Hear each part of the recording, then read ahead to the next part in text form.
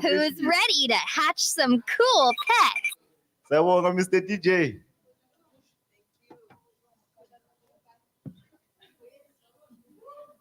Hey, abantu bajulukile.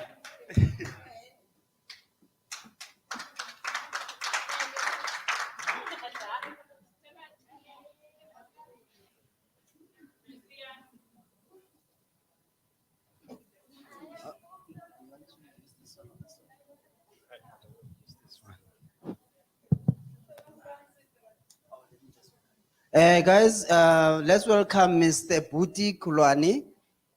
Mr. Kulwani, and then he will be actually telling more us about the cycle of abuse.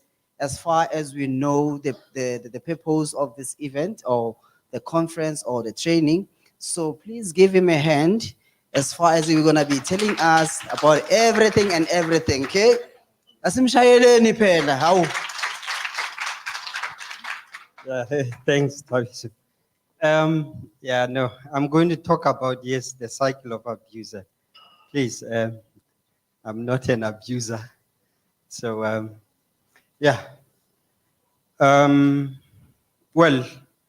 as I was introduced, Buti Kolwani from the National Department of Social Development. I work in the unit called Victim Empowerment and Prevention of Gender-Based Violence. So, that is our directorate. And yes, we do have provincial teams. Usis Cynthia, okay, is in that district. And then Sinosis Tabisile, that is the Ehlanzeni district, leading VEP. Usis Tabisile is in the provincial, we province Mpumalanga, leading victim empowerment in I. So Tina, we are from National Department in Pretoria. Yes, this is the cycle of abuse. The presentation, we start off with the cycle of abuse. Why? Because many people don't even know that, they are going through this cycle. And you can imagine the cycle has to be broken, for a person, at least to then maybe survive, and we can refer to them as survivors. Maybe let me start off where we say build up. Let's say there's tension endlini, ne? Tension and khulumisani, omnye nomnye uzenzela into yakhe, manidibana nibhekana kakubi. And then if it happens that you open your mouth or he opens his mouth, toluguti logo kuphuma emlonyeni, akusokufanele. It's like you can't say this is a couple. These are people that have, said they are in love, they love each other. So that's when, there's build up. But what happens is, as it builds up, I think there will be an explosion, because there will come a time, I mean, hlala no two, the two of you in the same, under one roof, and then this thing is building up. Then you would stand up, obviously. Stand up, that is, shout as much as you can. You are now expressing, your feelings of frustration. And he's also expressing his feelings of frustration, that is standing up. You can see that would obviously mean an argument. And then this argument, being a man, he's stronger than you. And if Pagamis isandla, surely he's going to hurt you. And the painful thing is some of these, do result in death. I mean, we've heard, of femicide, where women, dying, in this process. But then after these, you have your blue eyes, ne? And then we are saba no pumela ngaphandle. And it's like awukho right. Ugcina usesibhedlela, we've seen others even ending up esibhedlela. So then what would happen is, because then akafuni kahle kahle ukuthi lento iphele. Mhlawumbe you were talking ukuthi hayi sengiyakushiya. In Afrikaans lese genoeg is genoeg. Enough is enough. So ngiyakushiya. Then uba ne remorse. Imphatha kakubi or mhlawumbe use shelter yethu. Worried la ekhona because then you move to a shelter and then uthi no, hey, bathini kuya mhlambe bamfaka umoya lo mfazi ukuthi hey umyeke lo muntu uzokubulala, all those things. And then being remorseful, uzozama ukuthi akufuni. That is why in shelters we keep shelters. We keep shelters, secret. No, not everyone is allowed into a shelter for victims of gender-based violence because some of the guys can go there and like cause havoc. So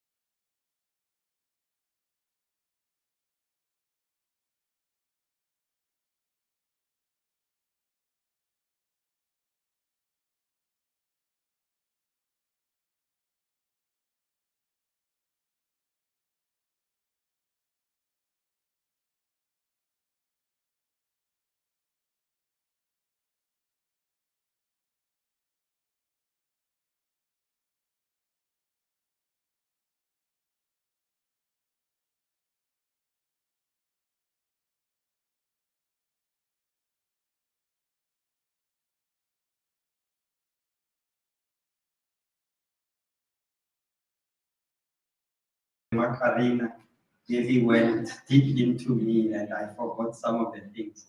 But really, I enjoyed myself. Although, yeah, it took a lot out of me. How come?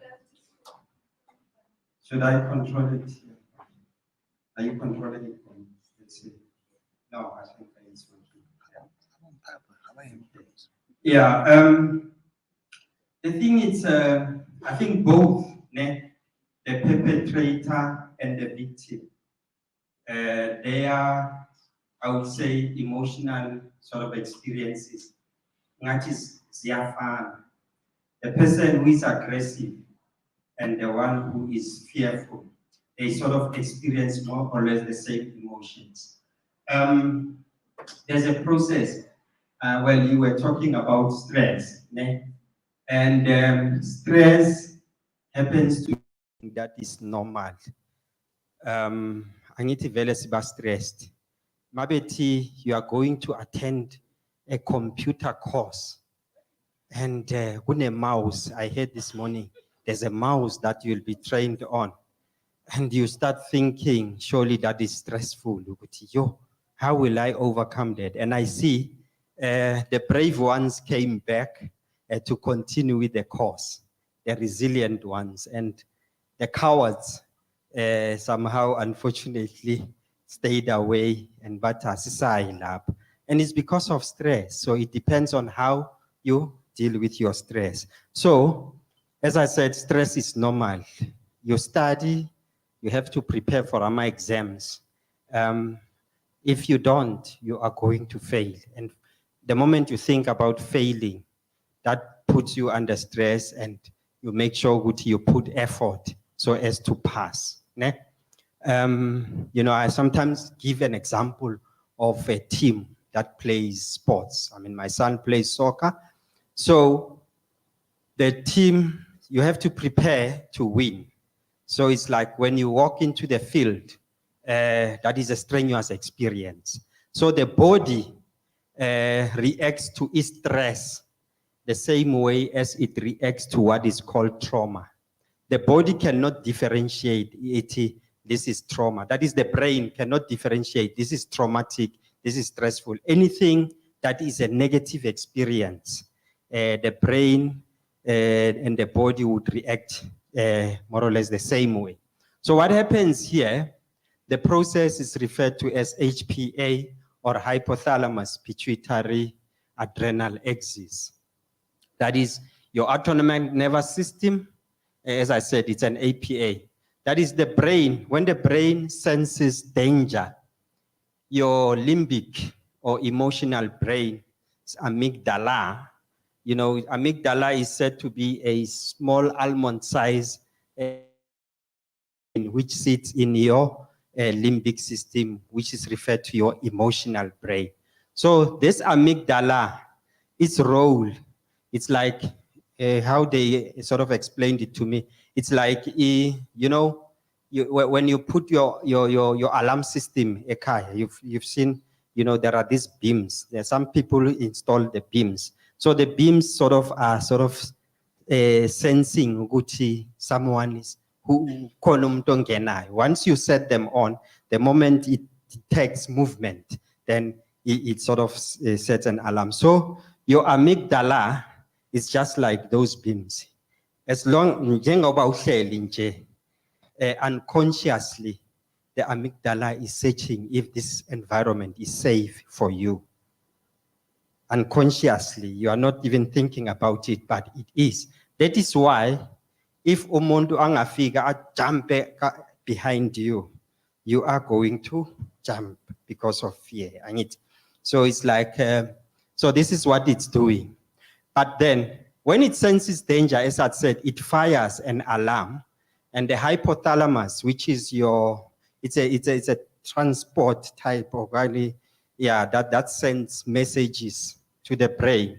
The hypothalamus will send a message, you know, from your nervous system to the endocrine system through what is referred to as the pituitary gland. So that means the message will go from here down your spinal cord, being, you know, transported by the hypothalamus and being propelled by the pituitary gland. Ne? So then the stress hormones, these are cortisol and adrenaline, will be released by the endocrine system's adrenal glands. The adrenal glands sit on top of your kidneys. So as the message goes down, it sort of goes to your adrenal glands, which sit on top of your kidneys. And as a result, cortisol and adrenaline will be released. I'm sure we always hear about adrenaline. Ne? We always hear, yeah, with the adrenaline. People are referred to as adrenaline junkies and all those things. So what happens is cortisol will numb your body from feeling pain. Kusho ukuthi izoyenza ukuthi umzimba ungazwi i-pain, ne? And then as your body is numbed from feeling pain, adrenaline will fuel your muscles. So which means if you are to run, your leg muscles will be filled with adrenaline to be able to run. Laba badlala sports nabo, adrenaline sort of fuels their muscles to run. And then whilst the running, which could be difficult, but because there's cortisol will numb the body from feeling pain. In fact, that is why umuntu uyakwazi ukuthi agijime 90 kilometers kwi-comrades. Sizibuzwa ukuthi kanjani. Yeah, it's because the body sort of adjusts and yeah. So then, but then the process is like, as I said, you can run, but at the same time, your muscles can enable you to fight. And this is why it is called the fight or flight response. Ne? You either flee, ne? You run away, just like the few that didn't come back. Ne? Or you fight. The few that came back, even though they were scared, it means they are fighting because they want to achieve something. So then that is stress. Now, the same thing, if you are exposed to a trauma, Masiti, they miss you in a bullet, that is traumatic. The same process will happen. So then ask yourself, why I'm talking about this when I'm supposed to be talking about gender-based violence. Ekaya, what happens is if you fight time and again with that cycle of abuse, what would happen is the process will be repeated many a times. That is, you would reach a stage where the amygdala somehow gets out of control. The moment you hear Uguti he's coming, and then he's had a few, who say we are Kaluyatuga, Kutingizwenzani manje. Yeah, Ibona Lento. Yeah, we are Kaluyatuga. Manje, Mayenzagalaganingi. It's sort of also cortisol, mining. I'm not sure if the information, okay. It is, yeah, cortisol, if it is too much, ne? Cortisol, if it is too much, it damages, certain parts of the brain, ne? Including your, what is it? The one that, the memory one, your hippocampus. Hippocampus is also damaged and other parts. Why? Because the more cortisol, it's sort of the brain cells. Remember, cortisol is meant to numb you from feeling pain. The brain cells get damaged. And then if they get damaged over a lengthier period, that is obviously means you are becoming brain damaged. And so you continue that way, I think your life will be messed up. But the good thing is there's a term called plasticity of the brain, which means if a person finds themselves in a better environment, the brain itself can reorganize itself. Right. So hence, I always say the shelters are supposed to be the opposite of, an environment that is abusive. So when you are in the shelters, you should really feel calm. Shelter staff should be well trained to be able to calm abantu so that pinde babe, slowly babe rehabilitated. Ne? Does that make sense? So then, in fact, these are the reasons we talk the cycle of abuse And then the cycle of abuse, we can break it. But at the same time, there's something called emotional regulation. So which means what I'm trying to say now is if both of you are able to regulate your emotions, that is, your partner is able to regulate his emotions, you are able to regulate emotions to avoid, these kinds of situations where you are able to even, deal with your issues, talk like as adults. Sometimes it's like if he feels overwhelmed, ne, I say, there's this thing, abanye abantu abomama, when he goes outside, athi usuyoshaya umoya, uyokhokha umoya, uzawuthi, yeah, into ayitlwaetseng. Yeah, abona nkare diyatjhisa, wasaba. Iligwala le ndoda. Yeah, uyayibona le nto. So then, unfortunately, that doesn't solve problems. So which means you need to be able to calm down. How do you calm down? I'm sure you do this exercise many a time. Take a deep breath. Ne? Maybe close your eyes, hold the breath, ne? And then slowly breathe out. You see, several times you do it. That helps you to calm down. And once you've calmed down, even your brain starts working better, then you'll be able to solve problems. The reality is, akukho umuntu onganayo inkinga and akukho umuzi onganayo inkinga. The only difference is that the family that is able to deal with their issues seemingly works better than the one that uses violence. Does that make sense? And you bring up children in an environment that is filled with violence. Sweetie, you are socializing them. Ukuthi, this is how life is supposed to be led. If there's a misunderstanding, fanele nikhahlelane nje. So lo ongakhahlela omunye kabuhlungu is the winner. Kanti that's not what we want in life. In life, you have to be able to solve the problems. And you have to teach children to be able to solve the problems. Because what would happen is you have a son who is taught violence. Esikolweni bazokhala ukuthi nayi bully. Angithi? Yeah, ukuthi lo mntwana is bullying other kids. Because this is what the child learns from home. Does it make sense? Does it really make sense? So into esicelayo. Kodwa sengikhulumile ukuthi kwenzakalani kule this process, yeah, hypothalamus pituitary adrenal.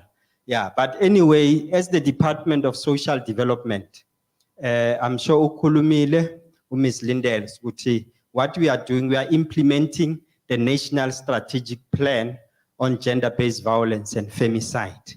There's a strategic plan that is implemented in this country. It came into existence in 2020, and then we are working towards 2030. I always ask this question.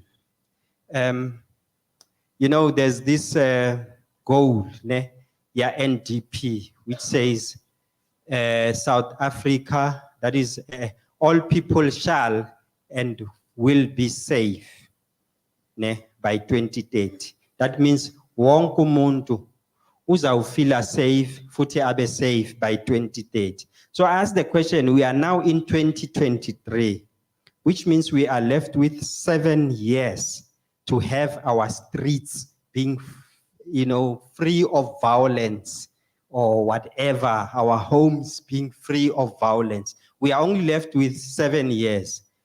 Can we really achieve that? We can't, we won't. Can we?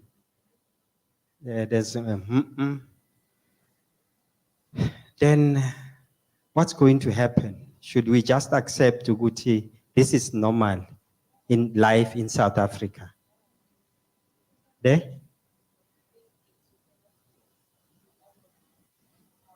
Yes. Oh, yes. No, yeah, Papa. I was saying, Uguti, we are not able to completely to achieve the goal. However, what we can do is minimize it. So statistically speaking, so we are currently on 63% abuse, especially GBV. So what we can do is move from 63 to at least 43 or something like that. And how are we going to do it? It was by like managing our own safeties and implementing more safer ways to say, okay, now we're not doing this. And one of those things is educating people. For instance, your neighbor may think the way that your partner talks to you is just how you guys laugh upon on each other. Whereby if I'm a male and you're also a male, I can be like, dude, bruv, the way you're talking to this female, isn't it respect? A woman is treated like this and is spoke like this. Female, love yourself. Yes, do 1, 2, 3, na na na na. And yeah, that's it. Limitations, I guess. So then, yeah, I think if I'm to, in summary, yeah, a round of applause. Thank you. If I'm to sum that up, she's saying we all have a responsibility. Ne? All of us, we have a responsibility of bringing down violence in our communities by like calling one another out if we are getting out of control. Yes, men, as men, I mean, I can't just come and talk to yourselves as women and then leave those men out there. So if there's an opportunity to talk to men, I think it's my responsibility to bring them, you know, to this, to understand that, hey, man, we left with only 7 years to change, and let us change. And I think we know, like in our communities, there are people, you can single them out, which is Banban is out of control, is abusive, and if there's a way to talk to him. So surely, maybe singalahli themba, that can be achieved. But how it's to be achieved, it means we really have to put effort, all of us, not only government. There are 6 pillars of the National Strategic Plan. I think, I can't remember, communication is responsible for which, but ourselves as the Department of Social Development, we are responsible for pillar 4, which is response, care, support, and healing. Response, it means responding to violence, ne? And then provision of care to victims of violence, care and support to victims of violence.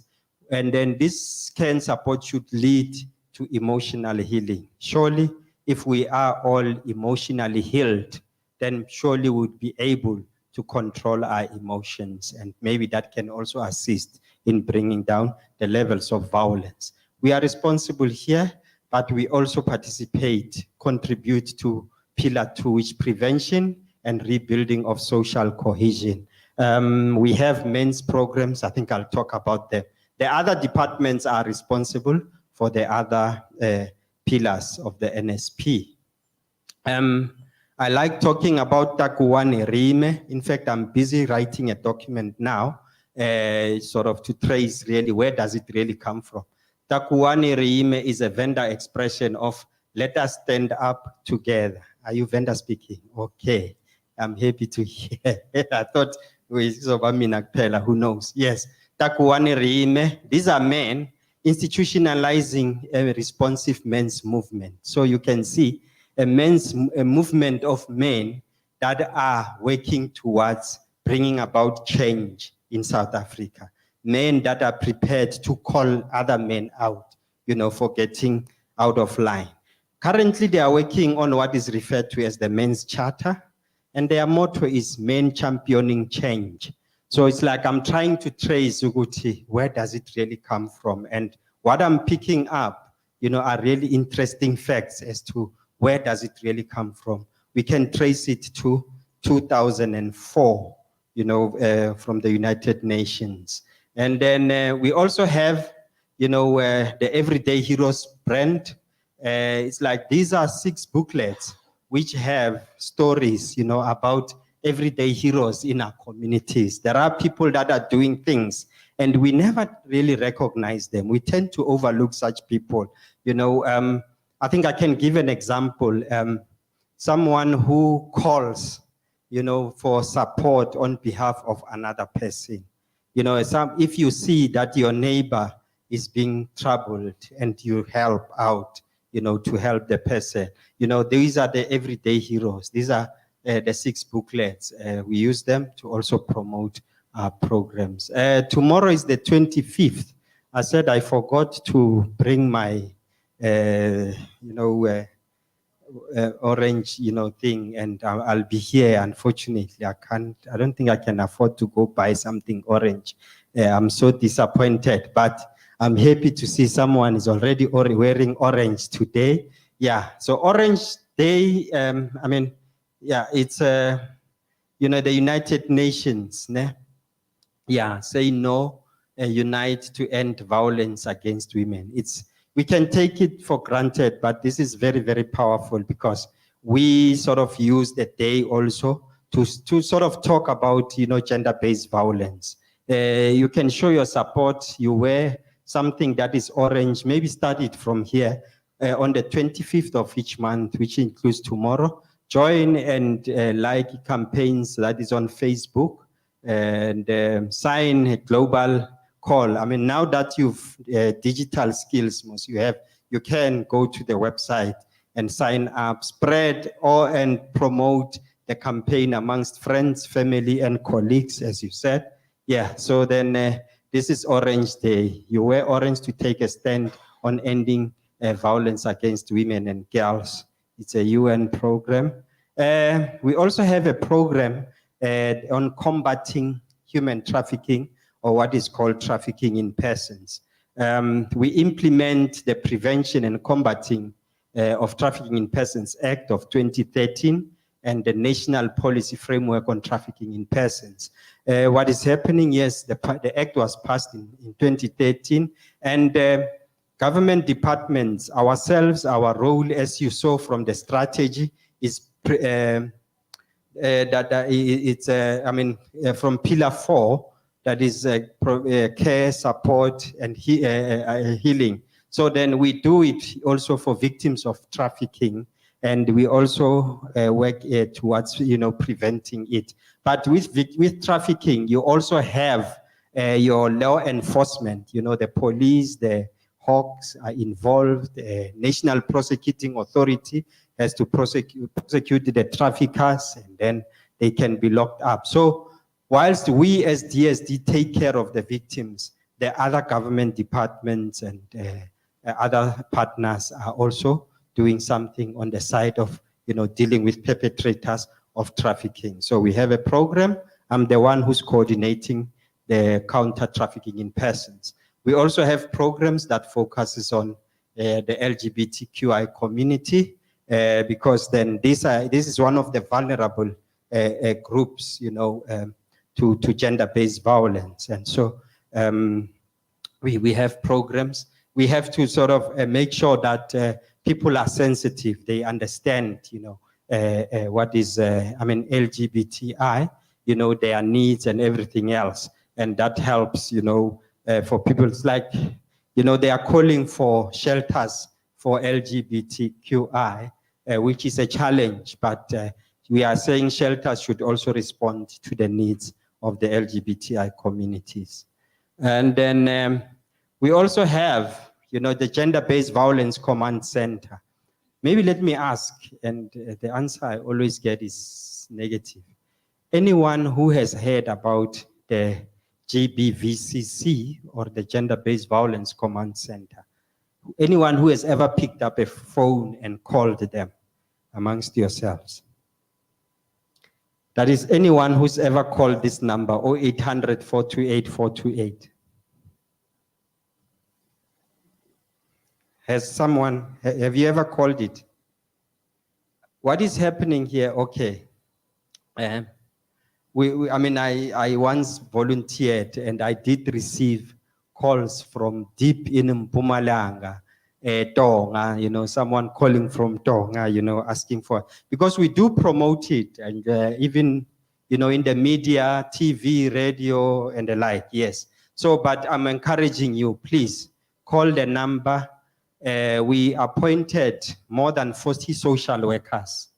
The way they do their counseling is over the phone. They are sitting behind the desk. When they receive a call, they will counsel you over the phone 24/7, anytime, even 12 o'clock midnight. You can call this number. There will be a social worker. They represent all language groups. That means if you call and speak as a vendor, they will respond in vendor. They will call a social worker that can speak your language. So this is meant to be able to reach out, to very, very vast communities. As long as you are within the Republic of South Africa, if you call the number, they will give you counseling. As I said, 0800 428 428. They are based in Pretoria.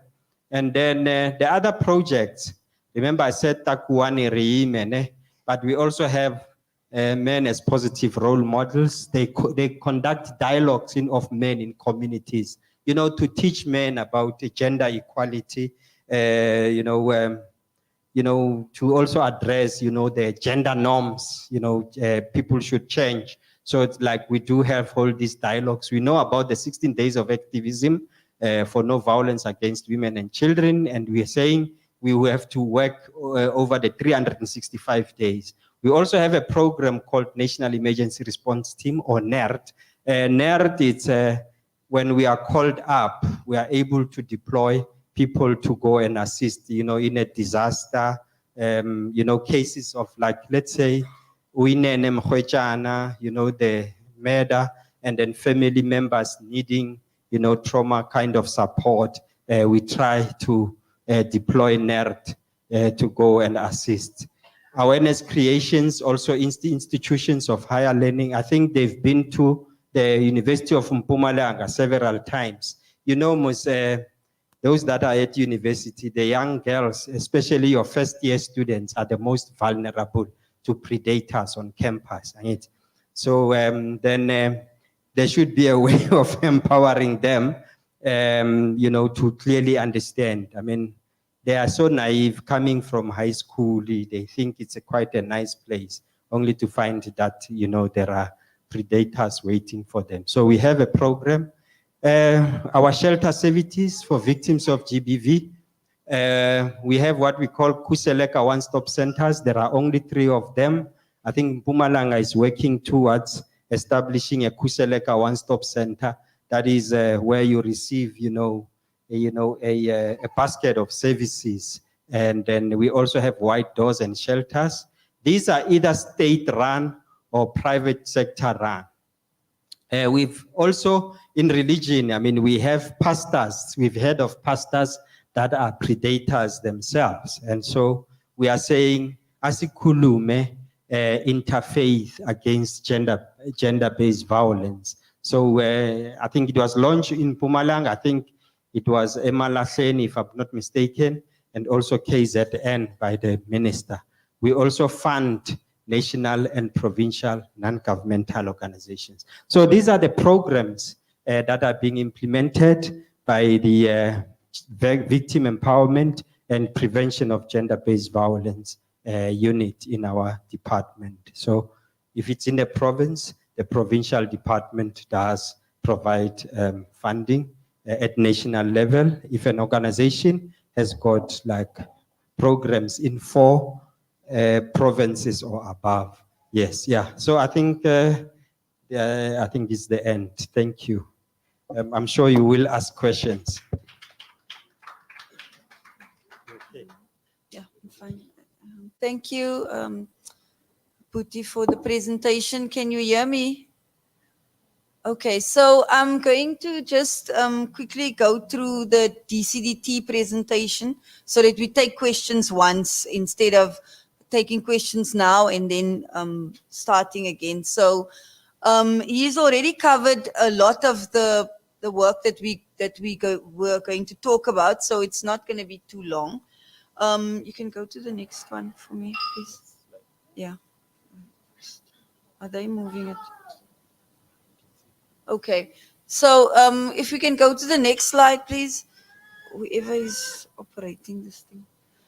So basically, in terms of the Department of Communications and Digital Technologies, like I explained to you on the first day, our responsibility is to be responsible for technology policies to ensure that the country has policies for broadcasting, for telecoms, for postal services and for information technology. So that's what we are responsible for as a department. That's our responsibility. And then the other thing that we're responsible for is to make sure that in terms of the fourth industrial revolution, the country is ready and everybody is able to be digital and understands what are the opportunities in the digital sector. So in terms of this slide, what we're basically saying here is just explaining to you that there are three things that's what we work towards, or why we do what we do. The first one is the national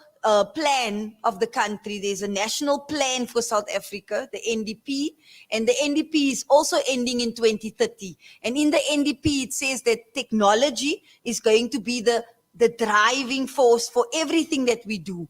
The second thing is that we as the department, we developed what is called the Integrated National Policy on Technology.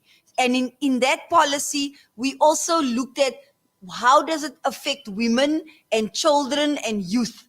And one of the main things that we looked at there was the issue of empowerment and protection. And gender-based violence is where we look at it from a protection point of view. But also we need to empower people to be able to get out of that situation. And then the third area is where we are responsible for the fourth industrial revolution. And in that sense, we have what is called a fourth industrial revolution process. Like we want to move the country from being analog to digital. So it includes the infrastructure, it's the broadcasting, it's every area, every aspect of life, of skilling. That's why we're having this program. So even in there, we had to look at how is it going to impact on gender-based violence in terms of the country, because that's the big thing that we are dealing with.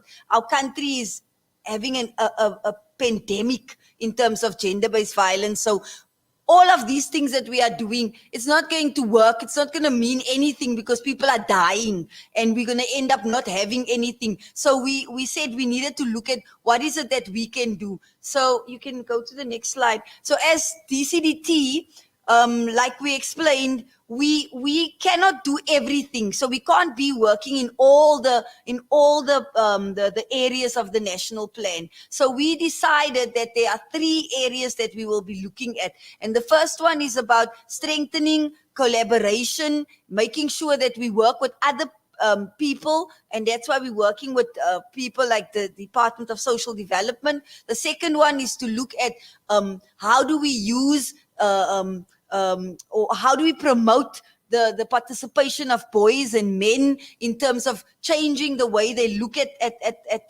society and what they do. And then the last one is working with our own state-owned companies and whatever they have to use that to help the country to change in terms of GBV. You can go to the next slide. So now in terms of the NSP, the NSP has got 6 pillars. And again, we can't do everything, but we as DCDT is not like DSD. DSD has got 1 pillar that they specifically are responsible for, which is pillar 4. DCDT, because we are a technology department, we have to cut across all the pillars because technology cuts across everything. ICT is everywhere. So as a result, we had to say, okay, but we can't do everything. So we are, where we really work mostly is in 3 pillars, which is pillar 2, pillar 3 and pillar 5. So when I get there, I will go into more detail. But in terms of pillar 1, which is coordination, leadership and accountability, so that's the pillar of the plan. Everybody in the country, not just DCDT, not just DSD, all the departments have to have a plan, firstly, in their department or in their organization to say, this is how we're going to fight GBV. They have to have a group of people that's responsible for that. So there should be leadership. And then there must be something that coordinates all of that. So for DCDT, we have a plan, which is a strategy. It's called the Gender and ICT Strategy. We have a group, which is our unit, which is the GDYC unit. And then we have a coordination program where we work with our other branches, we work with other departments. So that's what we have done in terms of pillar 1. You can move. So in terms of pillar 2, which is prevention, remember DSD said they also work in prevention, but for us in pillar 2, that's where we play a big role, because we have what is called the South African Broadcasting Corporation, SABC. So SABC is responsible for media campaigns, giving information about GBV, having programs on TV that talks about GBV. We also work with Government Communications and Information, GCIS, who is constantly having media broadcasts on the government websites to tell people what not to do, what to do in terms of if they are in danger. And then we also have what is called the Film and Publication Board, which is the FPB, and they are responsible for creating awareness amongst children and parents in particular around how to keep children and parents safe in the environment of media and publications. So in terms of prevention, we have many programs. We have what we call the Child Online Protection Program. We have the e-parenting program. We have where we work with parents, where we work with children, where we talk to them about online safety and how to prevent GBV. So you can move to the next one. Then in terms of pillar 3, which is justice and safety, here we also play a critical role. Like I told you, we play in terms of the 3 pillars, 2, 3, and 5. So here it was mostly about changing the laws. Remember, we have a lot of laws in the country that talks about protecting people and domestic violence, the Criminal Offences and Sexual Offences Act.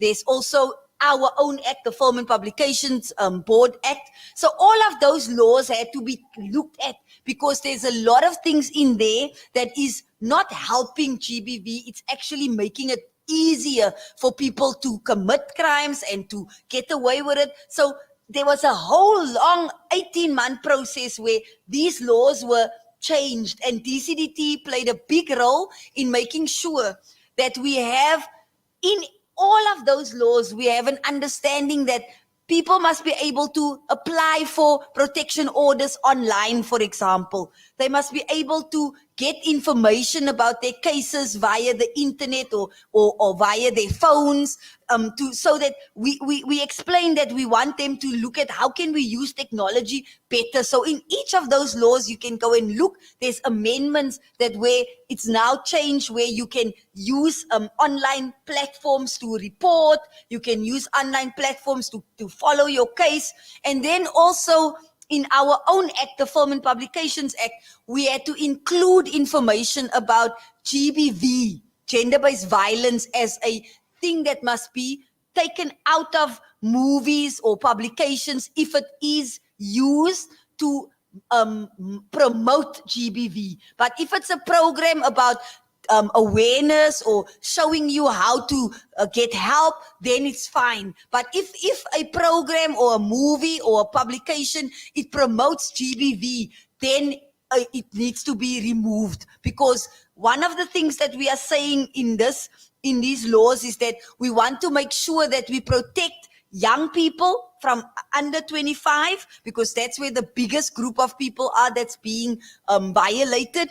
Persons with disabilities, especially with mental disabilities, and older persons. So all of these acts have to look at how do they protect those groups. And there are many amendments, and you can go and look at them, and I'll answer questions if there are questions. The next one, please.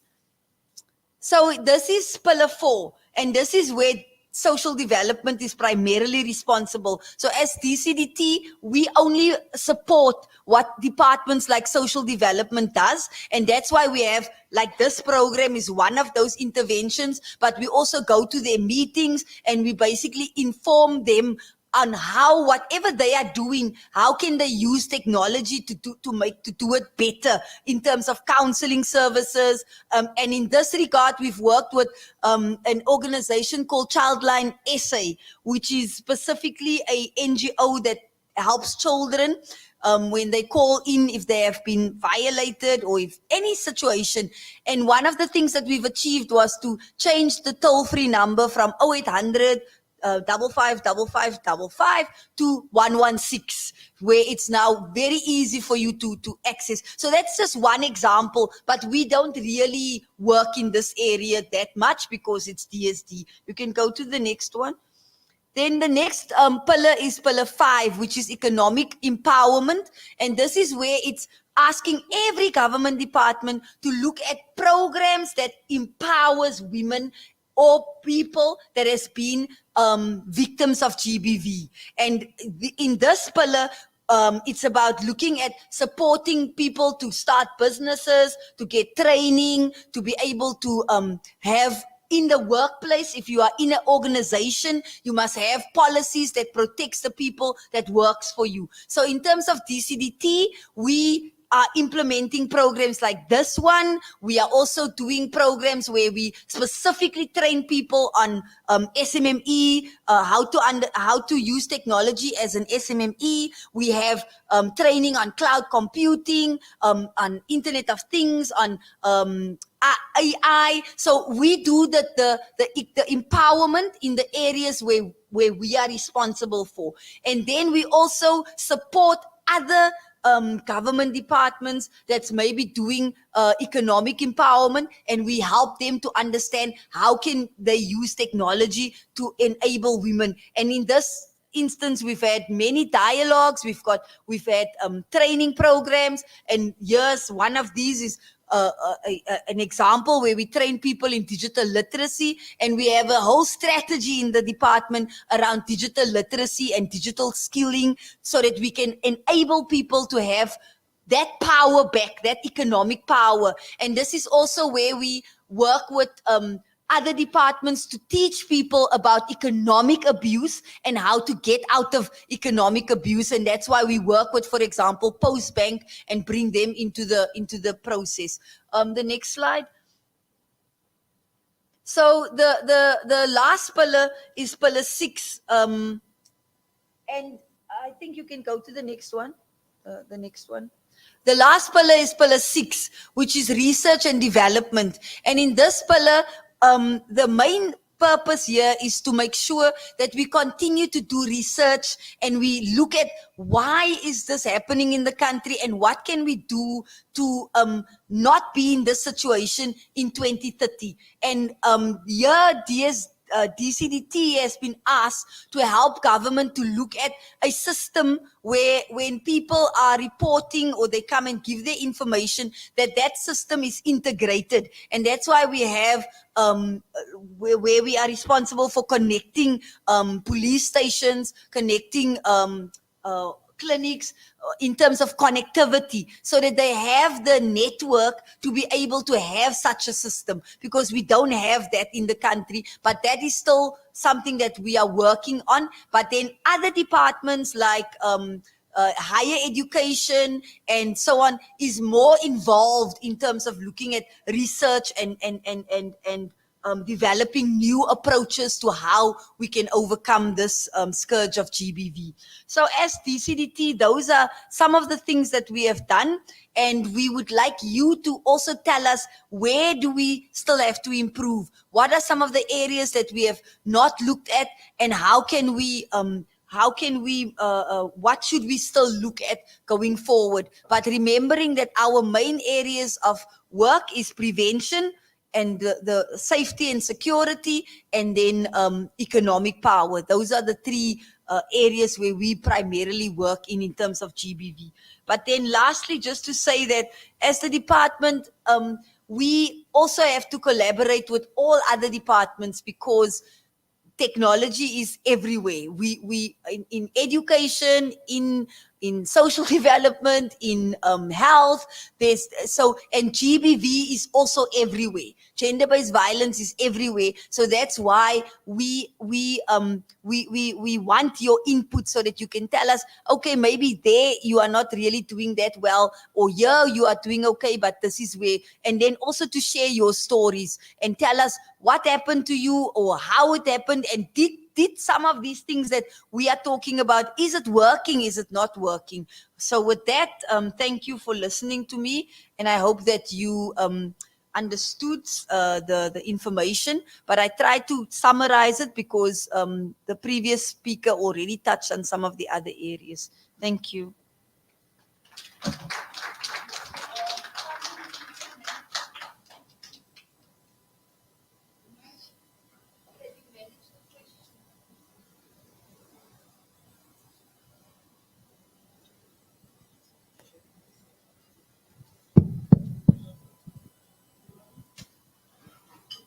Oh, okay. Oh yes, yeah. Now we will take questions on the two presentations. Yeah. No, thanks, Ms. Lindas. Do we have questions? Yeah. Okay. Yeah. I'm sure the two of us would answer. Well, this one is directed to you, actually. Okay, so question one. The question says that, do you think the programs that you have mentioned above focuses more on females than males? Because you had mentioned mainly two programs based about like that focuses mainly on men. So do you think these programs focuses more on females than males? Ne? And if they do focus on both equally so, what are the other alternatives that the government is implementing to promote male mental awareness? So this is the first one.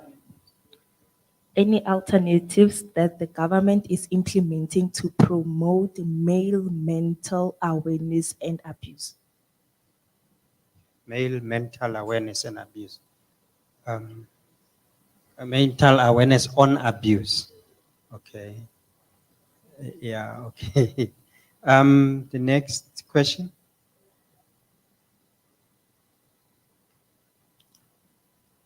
Is there any next question? Sure. This is the only question. Yo.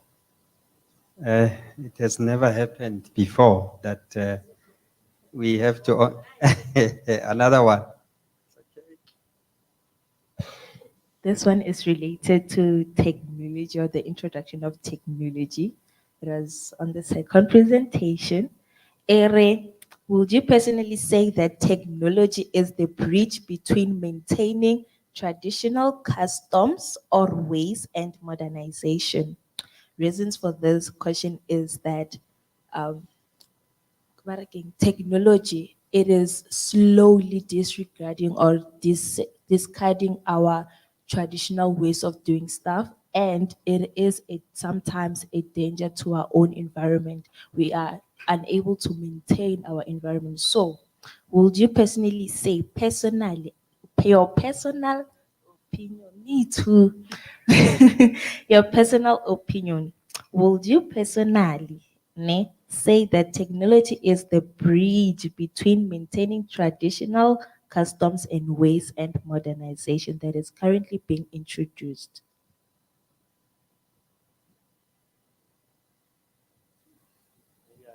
Okay, there's another one.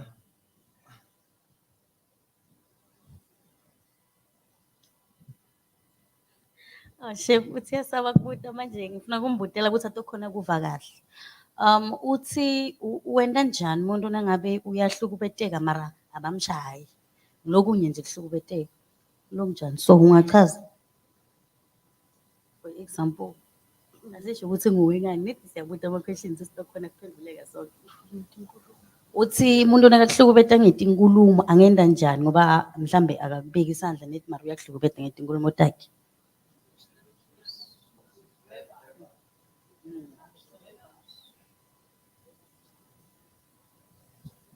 Yeah, that is ukuhlukumezeka ngenkulumo. Yeah, no, well, someone who is being verbally abused, yeah, what can they do? They are not physically, but verbally abused. Any other question? Okay. I want to go back to the parts of brain. Let me say, I've got a problem.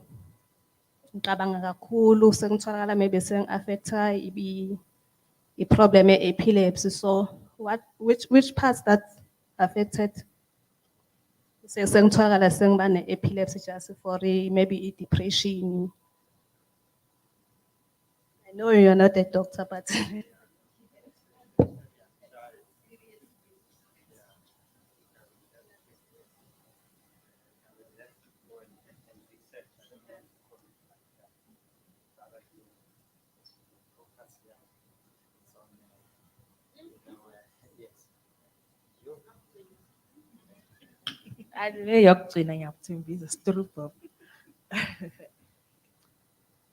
What are you guys' opinion or say or view on the government officials such as police male or police officers who, when somebody that is abused come to them and then they chase them back to say, go talk to them, go fix it. What are y'all's opinions on it? And do you think it is a fair way to go about things?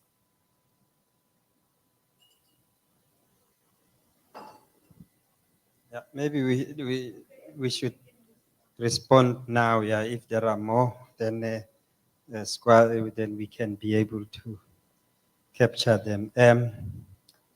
That is focusing on females than males. Ne? Well, you could say I think the reason for focusing mainly on females, we sort of go back to the fact, Yoguti, the majority of the people that are being abused happen to be women. So that is, yeah, I think, yeah, majority are women and not men. And the process of addressing sort of the needs of women had to be speeded up.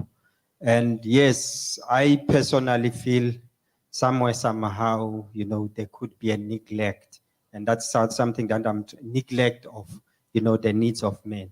I'm not looking at men as victims, but, you know, I always argue that if all social ills are blamed on men, then it means men should also form part of the solutions. And somewhere, somehow, I think there's a risk that we tend to overlook, you know, their contribution. And yes, when it comes to, I mean, men were boys before, and then being exposed to abuse as boys, surely they are socialized into it, and hence, as adults, as men, they become abusive. So, I think if you say my personal opinion, it's I'm trying to also push, you know, for, you know, men to be brought onto the table. I was telling Ms. Lindes that, you know, the gender-based violence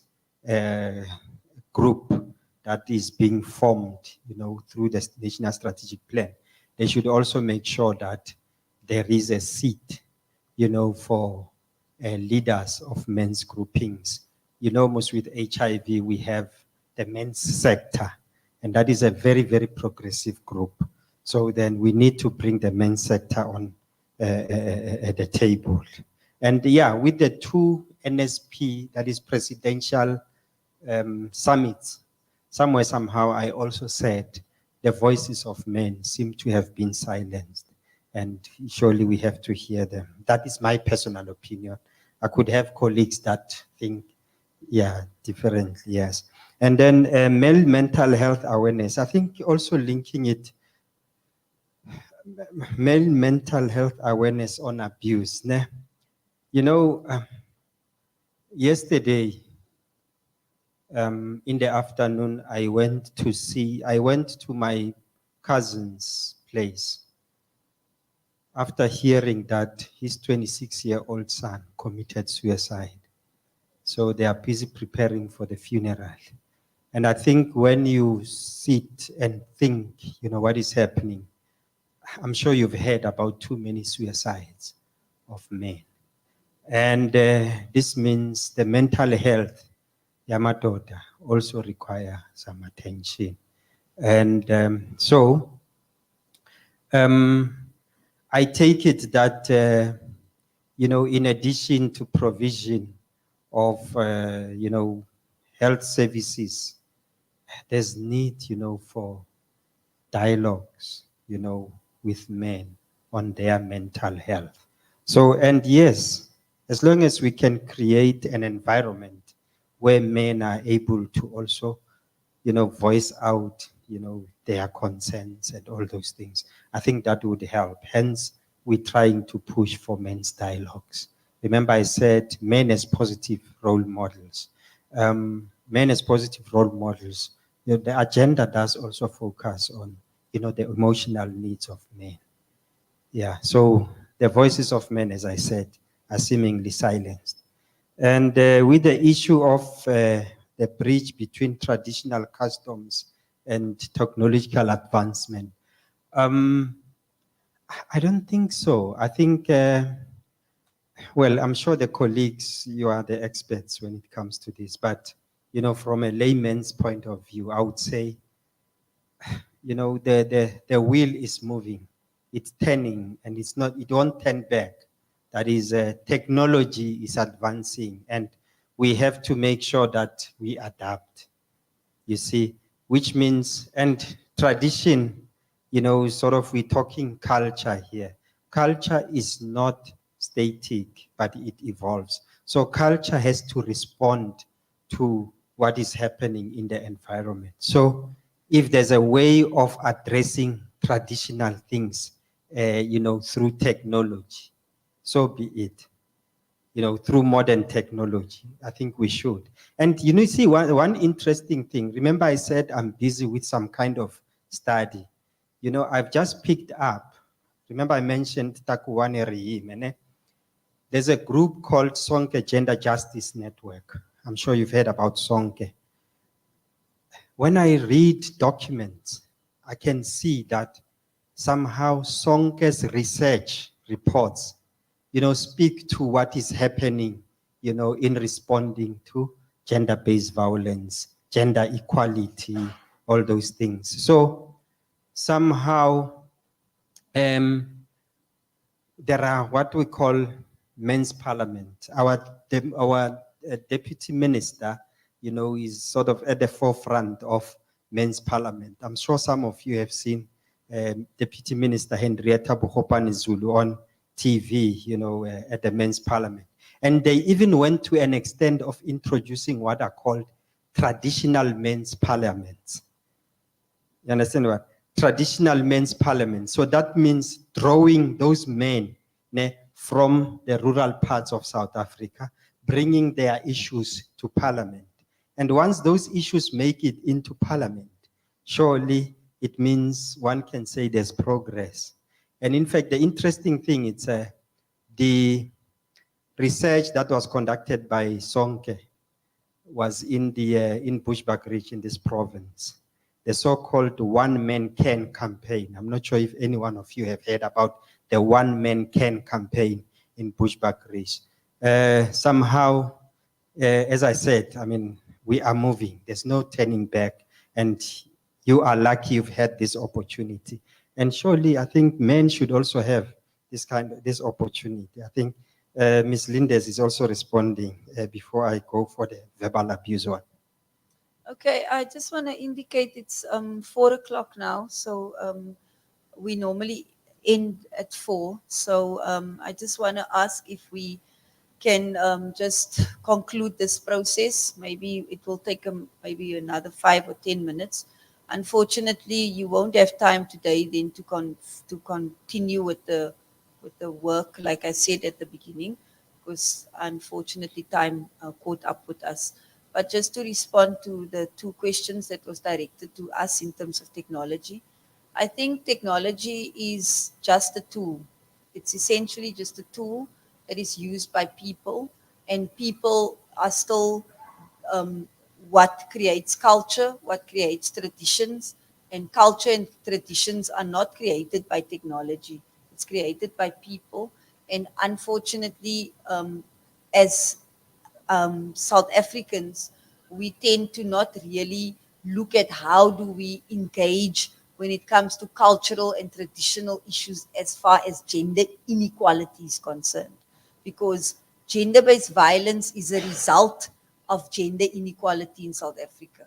It's one of the reasons why we have gender-based violence. So I don't think it's definitely not a breach. It's not ever going to be a breach between changing the way we look at culture or traditions, but it's definitely influencing it because it's a tool. Like we spoke yesterday about artificial intelligence. It's a new technology. It's changing the way we do things. We saw yesterday that you can now punch into the computer information and then somebody tells you how to deal with the situation. That totally changes tradition because in terms of tradition, you're supposed to go to the chief and then you're supposed to go and get permission. So you understand what I'm trying to say. So as a result, we have to look at how do we adapt as the person, and then how do we make sure that the technology we're using remains ethical. And then I think the other question that you asked was, she also asked a second question about technology. What was the last one?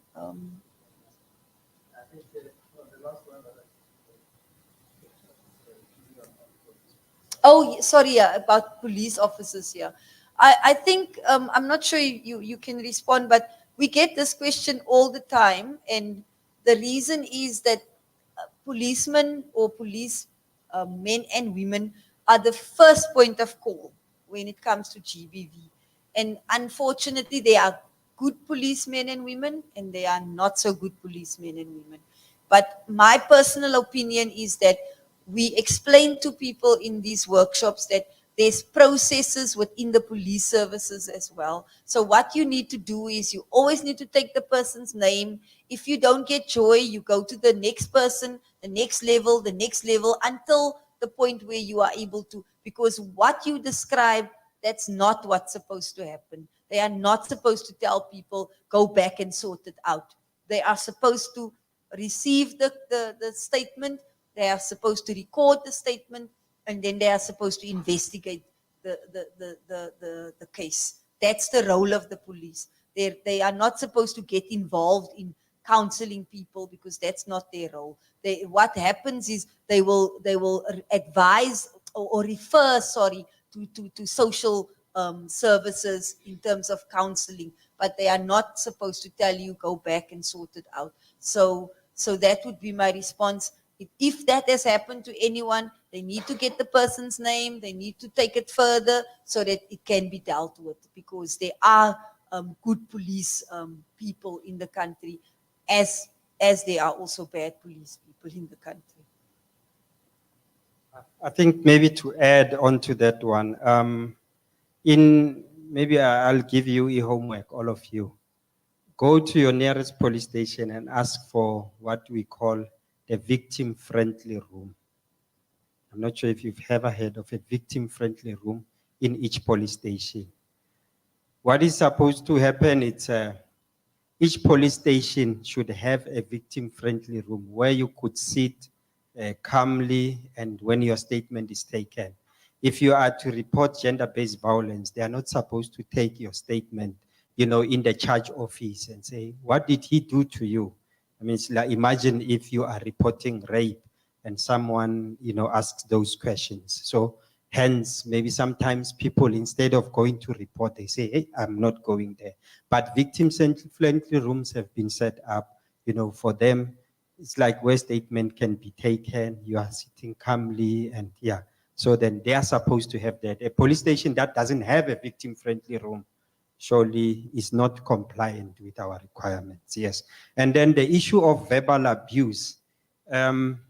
Surely, I think when you saw almost the cycle of violence, of abuse, that period of tension, and yeah, it's like verbal abuse can finally lead to physical abuse. But anyway, a person just abuses you, that is emotional abuse. And, the whole process of hypothalamus pituitary adrenal process, the stress that it causes, you really feel the same way as someone that's been beaten, to be honest, if you are being verbally abused.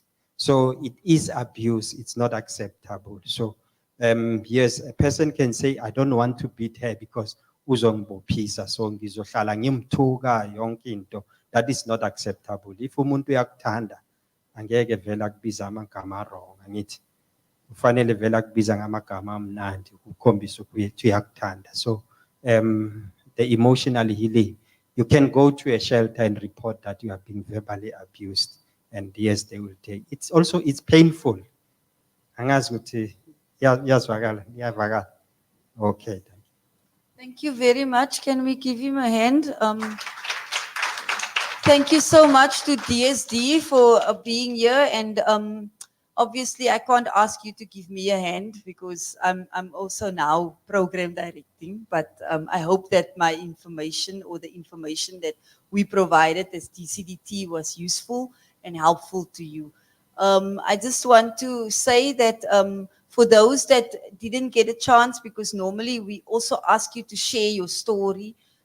If tomorrow there will be maybe space, then I will ask if you are comfortable, you can come and share your story in terms of whatever has happened to you, and if it's still happening, or explaining, like I said, are these interventions that we were explaining, is it helping, is it not helping?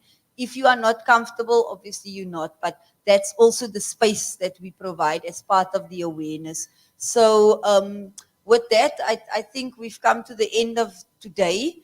You will interact with the trainers, maybe on the WhatsApp group, those that were not able to go back to that part of the program.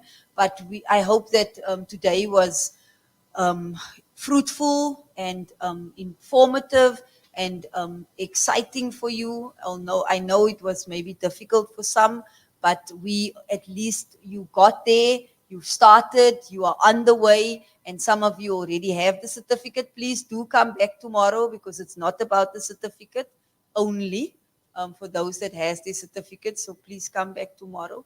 And then I'm not sure if Hobie wants to say anything in terms of the transport or whatever. But from my side, thank you very much. And the team, all the teams that helped today, Siafunda, Namisa, especially Namisa, because it was their day today. Thank you to the trainer. And lastly, the thought for today was, this morning I mentioned it. I don't know if you heard it, but I said you must exercise your brain so that you can have a healthy body. So continue to exercise your brain. Make sure that you give your brain exercises. And that's by reading, by learning, by asking, by looking at new opportunities, and then you will have a healthy body. So all the best for the rest of the evening. And tomorrow is the 25th. Please wear orange. It's part of the awareness for GBV. Thank you.